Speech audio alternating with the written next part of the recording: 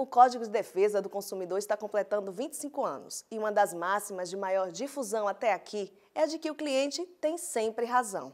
Mas na prática, como isso funciona? A disponibilidade de informações e o interesse em resolver o problema são, sem dúvida, essenciais para o bom relacionamento entre fornecedor e consumidor.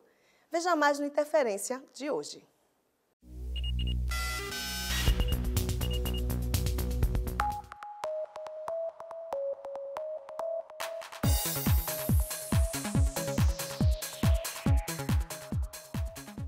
O Código de Defesa do Consumidor é uma ferramenta onde ele tenta indicar até algumas obrigatoriedades, né, dando o direito e a obrigação tanto do consumidor como também do empresário.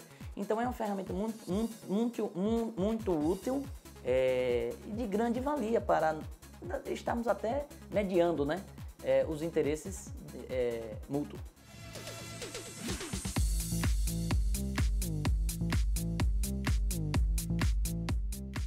Eu acho ele certo, justo para o consumidor, né? A pessoa ter a quem recorrer na hora de qualquer falha, né? Qualquer erro. Ter o direito de recorrer e ter seu direito preservado, né? Em troca de produtos que chegou em casa e não funcionou. Fui à loja por 3 vezes, troquei o produto, não funcionou, pedi meu dinheiro de volta. Então, eu acho que todo cidadão tem que exigir seus direitos, né?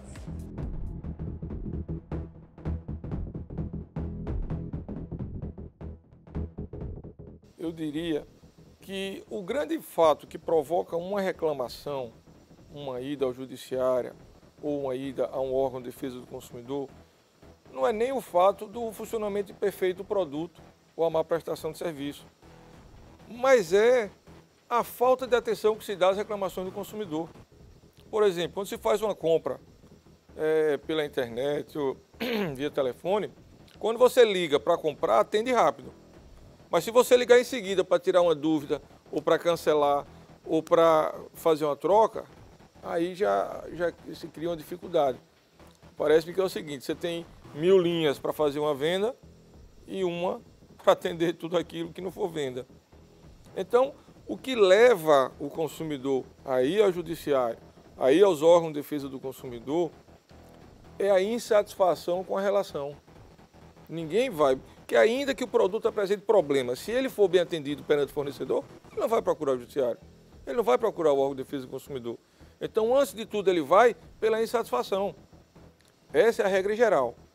As questões isoladas são pontuais, mas a regra geral é essa.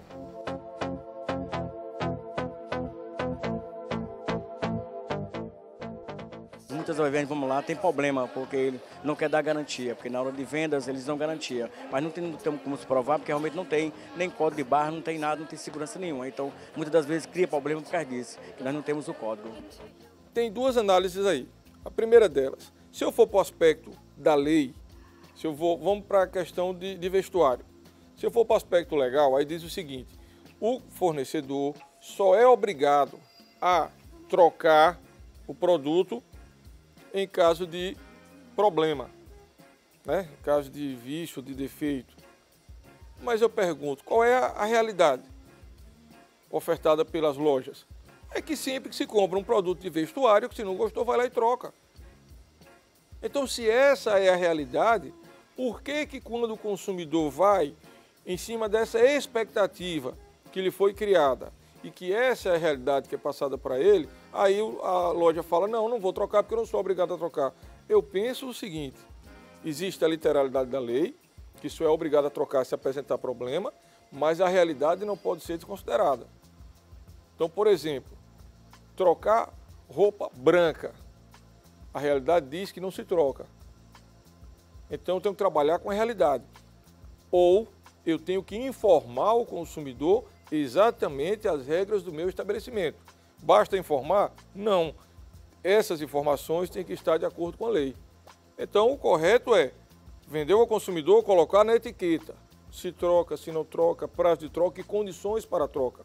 Porque se eu coloco o prazo e não coloco as condições, eu não posso exigir depois uma condição que eu não informei previamente.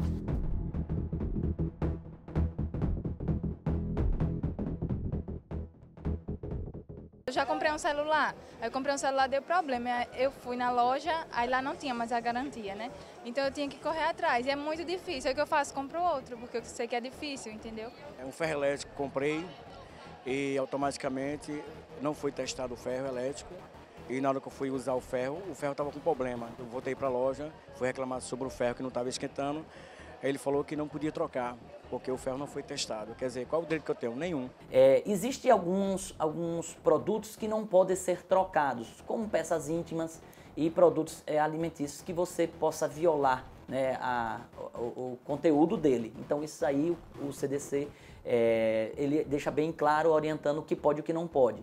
Já na parte de equipamentos, seja ele duráveis, como uma televisão, uma geladeira, você teria por volta de 48 horas para, assim que você perceber isso aí, você pode ser feito a troca. Então, a orientação do CDC é, na verdade, que você tem a obrigatoriedade de, quando comprar esse equipamento, ligar, testar ele de imediato. Sendo utilizado disso aí e identificando que o equipamento está realmente com defeito, qualquer que seja, ele tem que imediatamente trocar, levar de volta para onde ele comprou, a loja que ele comprou. Então, na verdade, ele tem que estar muito antenado para o uso do equipamento e, sendo assim, após esse prazo, ele teria até 30 dias para fazer a correção do conserto. Passando de 30 dias, realmente aí o consumidor tem que ser feito um reparo. Ou a devolução do dinheiro corrigido, ou a troca do equipamento por um similar.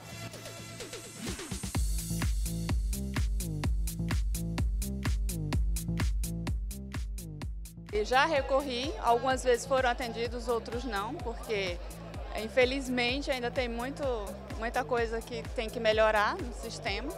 Mas assim, já tive muitos problemas, principalmente com telefonia, já tive alguns.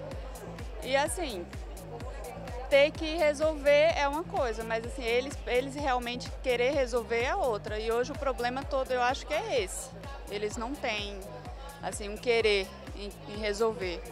Mas o código está aí. E assim, a gente tem que recorrer quando a gente precisa. Porque é muito comum a gente ouvir, o consumidor tem que reclamar, o consumidor tem... Sim, mas você tem que fiscalizar. É necessário que você fiscalize para que o consumidor não precise passar por aquilo. Essa é que é a razão da existência dos órgãos de defesa do consumidor. Eu, por exemplo, eu não consigo compreender a dificuldade de fiscalização hoje em dia de certos serviços que se faz via telefone. Qual é a dificuldade de se fiscalizar uma atuação de call center? Então, não vejo. Não consigo compreender. Porque hoje há determinadas fiscalizações que você faz, eu posso entrar num site e ver o site da empresa e ali eu vejo se a empresa está informando ao consumidor o endereço físico, se ela mantém contato com o consumidor de forma regular, não precisa ir até lá. Então, qual a dificuldade? Então, essa questão de jogar para o consumidor a responsabilidade pela reclamação, eu penso que não é adequado. Tem que se assumir cada um a sua parcela. O consumidor deve reclamar, mas o órgão tem o dever de fiscalizar.